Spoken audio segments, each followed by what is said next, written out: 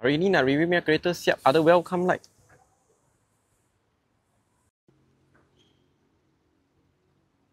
Ini kereta ialah 2020 218i 1.5 Turbo N Sport Edition.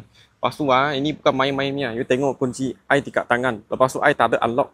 Kalau you go nearby ini kereta, dia unlock sendiri. Warna dia Nardo grey guys. Tapi bukan Nardo grey biasa guys. Ini ada glider punya. Sport rim siap N Sport. Depan muka nampak garang juga sebab kita sudah siap convert grill dia hitam. Dalam interior boleh tengok guys. Macam baru lagi. Lepas tu kalau N Sport sini ada 3 warna ni. Kereta ini ada frameless depan belakang. Lepas tu interior nampak cantik juga. Macam leather seat dia, you boleh tengok. Sama N Sport ada 3 warna. Ini steering N Sport. Kereta ini siap ada ambient light guys. Itu design macam Godzilla punya scratches.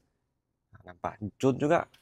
Kalau contoh you tak suka purple, you boleh adjust bagi hijau atau biru atau merah.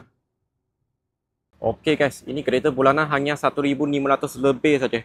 Boleh buat muka kosong. Kalau korang suka ini kereta, sila kasih cepat-cepat PM kita punya sales team. Thank you.